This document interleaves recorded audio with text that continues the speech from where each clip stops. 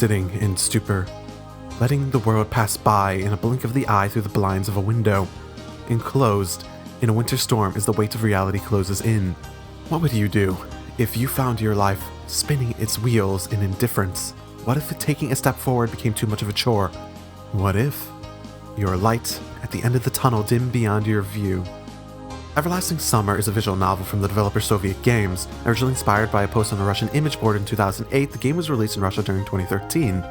Later on, it had an English release in 2014, and now Everlasting Summer is available for free on Steam.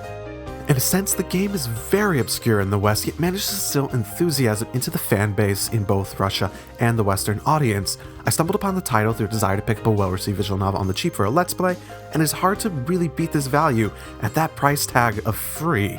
With the low barrier of entry for this Steam-based VN, the questions remain all boiled down to one simple query. Is Semyon's journey into the heat of summer worth your time and your attention? Let's find out.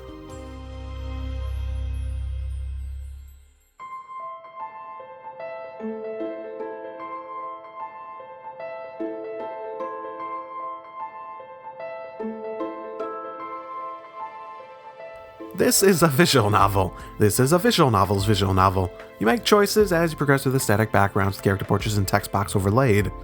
Endings are based around characters, and each ending is chosen by a last set of decisions that set you on certain paths. Earlier decisions determine the affinity held with each character, and this affinity determines whether the chosen character route ends with a good or bad ending. But Everlasting Summer does not try to reinvent any wheel whatsoever. Basic convenience features expected from the genre are present, like text skipping, easy saving, text logs, and more. A gallery of unlocked artwork is available, but outside of that, there really is not much to do that doesn't directly connect with simply playing through it to begin with.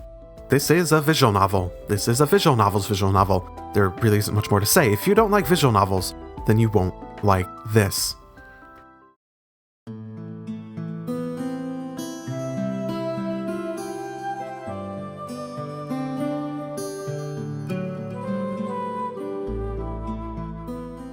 In the depths of the Russian cityscape, we find the ever-dwelling Semyon in a small apartment.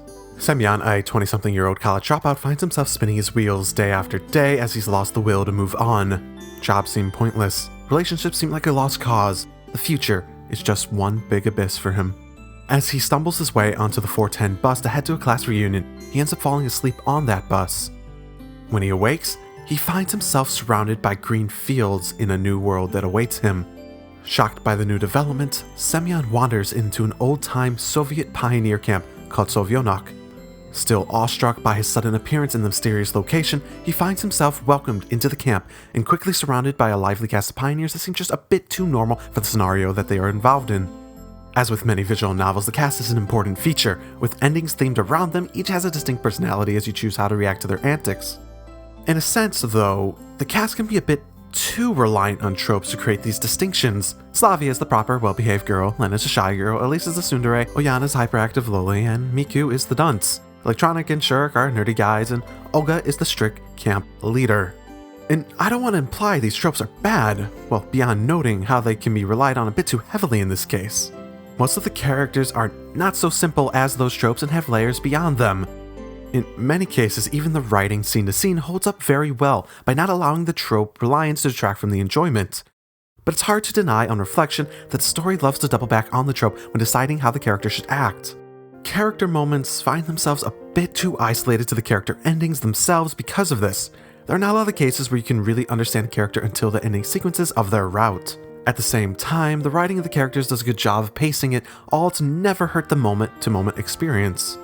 Instead, early stories reliant on the mystery element of the plot, Semyon has been thrown into this strange world without any explanations. And often, the contrast between the player knowing this and the strangely mundane life hiding secrets a floor down can pull along the interest curve. For me, this mystery was the heart of the story and what I loved about it. Character endings do have some small types of foreshadowing to the overall answers that you're looking for, but more often than not, they drop the mystery elements in favor of focusing on the character development for Semyon and your chosen girl. The endings are really quite interesting one by one, with a unique take on how these strong personalities can change Semyon, but if you're in for answers to the mysteries, then you'll have to stick around to the true ending equivalent. And the problem with that is that the true ending doesn't give a lot of clear answers. To make sure no false expectations are created, the story of Everlasting Summer is focused around a thematic message, and the answers hold true to this, as well as giving hints enough to fuel heavy speculation, and from what I can imagine, quite a few interpretations. Beyond those words really does start the spoilers, and it is better to find those for yourself. Just from sitting down and trying to write this review, I find it surprisingly difficult to try to sum up my feelings on the plot. While I generally like the cast and can heavily appreciate the story and storytelling from the beginning to end, there's a bit of an opposite tug in my heart that I cannot deny. Few moments really stood out to me and truly wowed me, and it's like sitting down with any good piece of media. Even if moments made you wish for more, even if moments really made you love certain aspects, moments do not necessarily carry good into greatness, regardless of how much I really wanted it to.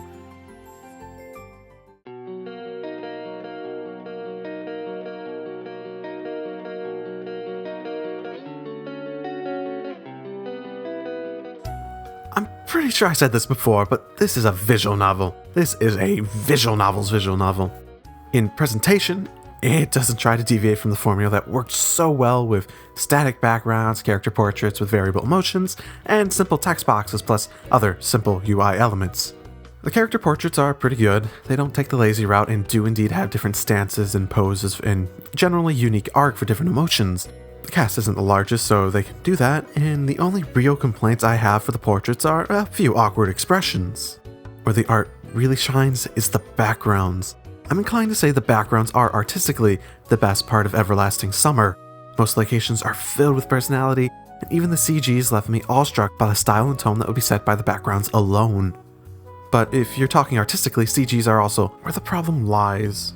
A consistent theme throughout the game was the characters' arts in CGs are shockingly inconsistent. Every new CG was basically a roulette wheel on what art style was used, and often the quality could delve below even the standard set by the basic discussion portraits. Ultimately, this dissonance is what defines the greatest impression the art left on me: inconsistency. The music, on the other hand, had no such problem. Composed by Sergei Ibug, I'd want to say, but I'm usually decent with Russian names, but man, that one's a tricky one. But he's also known as Silent Owl. Well, the soundtrack uses piano, electric sounds, percussive sounds, guitar, and more types of sounds to establish tone excellently. The solid combination of many unique and familiar sounds allows the composer to jump in between styles and great energy even in slower tracks. The music really captures an important aspect of a good soundtrack. It immerses. Full sounds fill up your senses and pull you into the experience. It really pulls you into this tale of a Russian summer.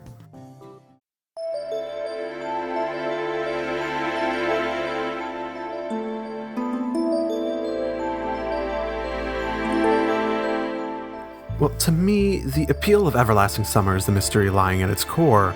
Semyon is thrown into a fantastical scenario with no idea what's happening. Questions persist, and the game is slow to even hint at answers, but the questions are always on your mind. Characters also play a big role in entertainment. For me, they were typically hit or miss, but character-based VNs like this deal out a lot of their appeal based on their cast. Even in the cases where a specific character wasn't appealing, the writing was solid enough to hold my interest regardless of who was on screen and who was talking. Though at the same time, Semyon's narration could be a bit heavy on the rambling at times, and if you're really interested in a more intimate side of the characters, there is a patch available. It is not required to go through the scenes, and it's not there initially, so thankfully that is the case. But ultimately, the enjoyment of the mystery is the biggest hook for me. And what is that dependent on? Two things. First, how the mystery is presented through the story. Second, how they answer those questions. The mystery is actually written in a pretty interesting way. Instead of dwelling on it, the story has a tendency to throw the normal in your face. In a preposterous situation, you find yourself pulled into the most typical and normal scenarios, all while wondering how it ties into the overall plot. I mean, this is a fine line to write along, as you can devalue the importance of the mystery, but between Semyon's general narration on the mystery aspects and hints of the answers peeking out every once in a while, it does well to let the norm deepen the mystery. It's also important to note that the translation in English has a number of bugs. There are certainly a number of untranslated lines, and it's not really that uncommon to stumble upon a conversation that just comes off as unnatural. But typically, none of these really get bad enough that'll make you want to stop. Now, the answers to that mystery. Without spoiling anything, the end of the true route equivalent is the closest to getting any given real answers. However, it refuses to do anything near spelling it all out for the player. The vagueness of the explanations is actually a bit frustrating, with the main appeal being the hook of the mystery, at least for me. There is certainly interpretations and speculation born from it, but I don't want to pretend that I didn't want more when it was all said and done. One last note I would like to make is that there is a clear connection the story has to Russian culture. I am American, and it is very clear that there's another level of connection and appreciation that familiarity with the subject matter will give. I simply do not have the experiences to connect to it at the level that someone can truly appreciate it at, so I felt it's necessary to note as much if you are not from that background either. It plays on certain sensibilities from that a bit heavily, but it is still capable of being enjoyed, but you just won't be able to appreciate the subtleties quite as much.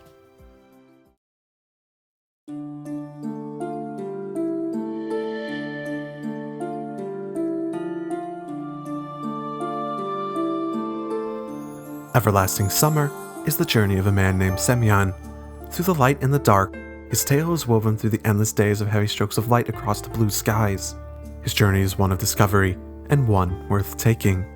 As a visual novel, Everlasting Summer is no perfect beast. Random distractions from art, writing, glitches are abound, and that can really impede the immersion of the story at times. Ultimately, an appreciation of the journey must be acquired to truly appreciate what the game wants to give to the player anyways. I would typically classify this sort of game as a recommended experience. Through some beautiful moments on the path to Semyon's final ending, Everlasting Summer brings out something special in flashes, but between the distractions and the requirements necessary to truly appreciate the subtleties of the story, the game doesn't really reach the peak of its weight class. It's certainly easy to see why some can really come to love this tale as much as they do, but I can easily imagine it never reaching that same resonance with others. At a free price tag though, it is an excellent use of time for anyone who simply wants a good story and maybe something more. And now for recommendations. I actually have two for this one. Two I've already reviewed, so if you want to go look at those reviews, those are on my channel. First, Steins Gate, in the sense of having a bit of a more mystery-style plot with a bit of a supernatural element, it's more sci-fi based in Steins Gate, but sort of something that you don't totally understand in the background, driving the plot with character-based, a lot of the interactions being character-based. Steins Gate gives a very similar appeal, so if you like this, then there's a good chance you'll like Steins Gate. Sweet Fuse is another one. It's not quite the same in the same style, but it's very character-driven. It has a bit of a mystery behind it. It's more death game-based mystery, but I figured I'd give another suggestion from this one from the girl's point of view, with a bunch of guys as characters for those ladies out there watching this. But still, it's enjoyable even as a guy playing it, so I would suggest that as well. Both of those are reviewed, and you can check them out on my channel. After that, that is all I got for you. Other than that, I hope you're enjoying this week of longer episodes of more reviews and whatnot. That'll be coming to a close relatively soon after this review goes up. Just a couple more days, and I hope you all like it and drive safely. Have a good one.